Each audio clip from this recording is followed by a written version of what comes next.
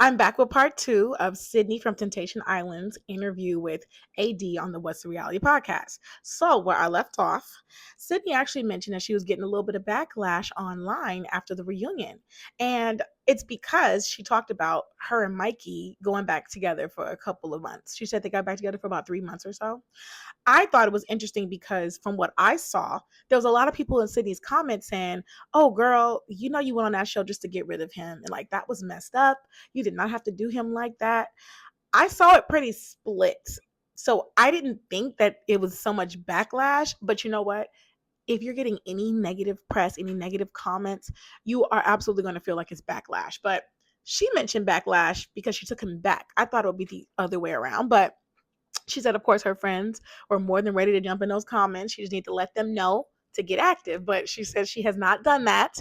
And I guess, I'll just give my perspective. I personally think, based off of what she said in the reunion, that she was approached online, right? She was approached via her DMs to be one of the singles. And she told him, I'm not single. And so they said, oh, well, bring your boyfriend on. Let's do it. So this wasn't something that she was looking for, sort of fell into her lap. So, they have to give them a angle. They have to give them a storyline. And so this storyline of, can I trust Mikey? We came here so I can see if he's going to take this serious or not. It doesn't really fit the narrative of like they got together after college and he was kind of like a cheater, because like you went with him that like y'all got together knowing that he was a cheater before. So like, did he cheat on you in that year and a half y'all were together? And she never said that he did. And don't get me wrong, he cheated on someone with Sydney, right? But I don't know if he like broke up with that girl and now he was like with Sydney and there was no cheating. Like, we can go back and forth about what we think is right or wrong. But to me, this was definitely one of those moments where I think Sydney was like, this is a dope opportunity for us to go on one of these shows and we're going to come off of it, better than we left. And Mikey agreed to do it because he loves her. And apparently he was a fan of the show and was like, all right, like, let's do this. Not knowing that he was going to go home without his girl. Okay. And I really think that because of his big personality, the way he was talking and, you know, doing his thing, that he thought that he was going to have a different type of edit, but really didn't realize they were going to use him to be like sort of like a villain edit. And even though technically Sydney's actions were giving more villain, they still glorified her because they wanted to have this like breakout love story, which she confirmed because they were pushing her towards Xavier. This is how reality TV works, people. It's not just everything's just organic. I mean, there are some cases where it is, but it's definitely fabricated. So is it hard to believe that they got back together? Absolutely not. It's hard to believe that you're going to go on a show after being together for how many years and fly back home and just what, like not talk to each other anymore? Like, you just signed on the show to like leave separately. Like literally, they just went to separate hotel rooms and they got separate flights. But once you get back to your hometown, it is up to you to do what you want to do. So I think a lot of those couples end up talking more and got back together, whether they stayed together or not, right? But in this case, I don't see why she should get backlash. Like, it doesn't mean that she's lowering herself or not getting what she deserves just because we watched her with Xavier on the show. We don't know how Mikey is as a boyfriend. We only saw their little, pre-show interview essentially, but she even said herself that she sees a lot of growth in him. And so that's why I felt the way I felt when AD was sort of like knocking Mikey down every chance she got, because she's like wants her to be with Xavier. She didn't say that, but every way you can imagine, she was like pushing towards Xavier. And for me, I mean, I'm just a viewer. It can go either way for me. It doesn't matter. Like, I don't know them, but let her figure out what's best for her. And if she needs to see this through with Mikey, she has to figure that out. But it's very clear that there's unfinished business there, because she asked, what do you think? She said in the reunion, you mentioned that you didn't see you and Mikey getting back together. And she said, is that still like, does that still stand?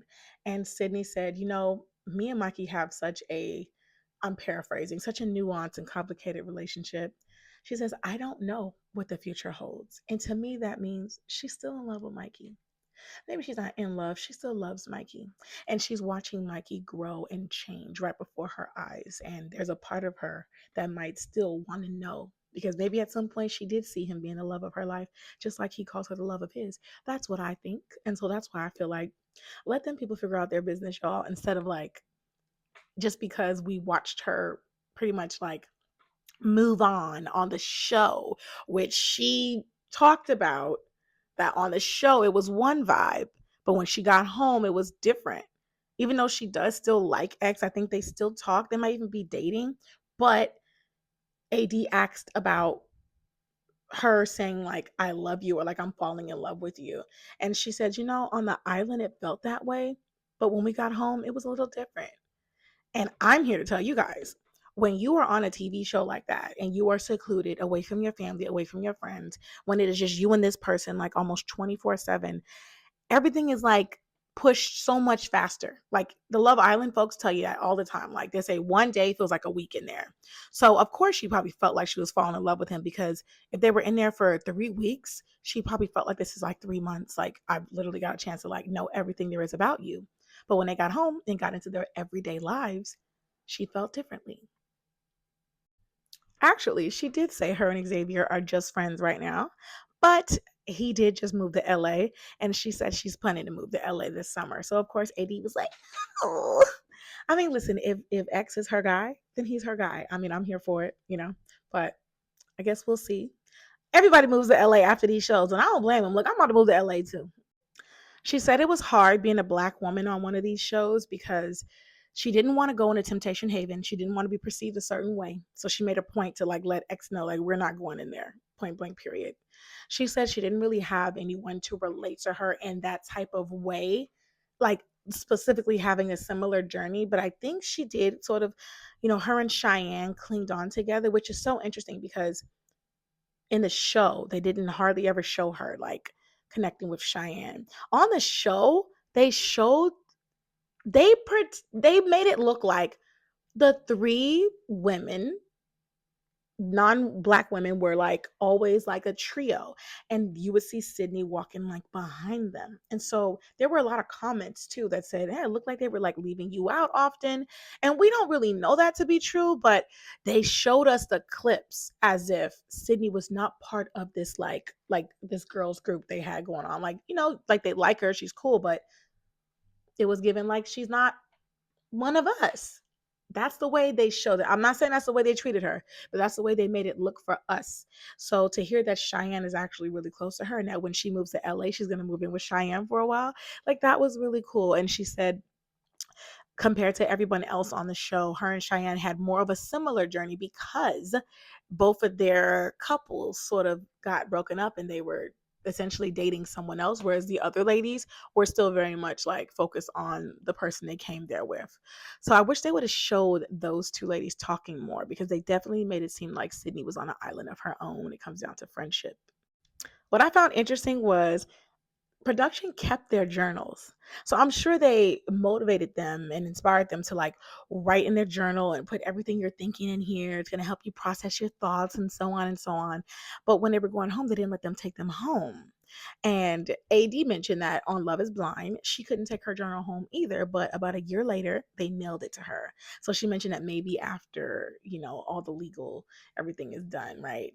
Then maybe she'll get it back. But I think they are like reading those journals and having the psychologist process those thoughts, and they figure out how to use that information in ways that when the next round of people come in, they know what to say. They already know what they might be thinking, so they know how to get them to act and do some of the things they want them to do. Because yes, it's reality TV, but you definitely are getting talked to by production, and it makes you feel like they're there to help you through this. And I'm not saying they're not, but they're also there to influence you to push towards the narrative they want your character to be. What do you guys think? I enjoyed the interview, but I want to know what you thought about those main points.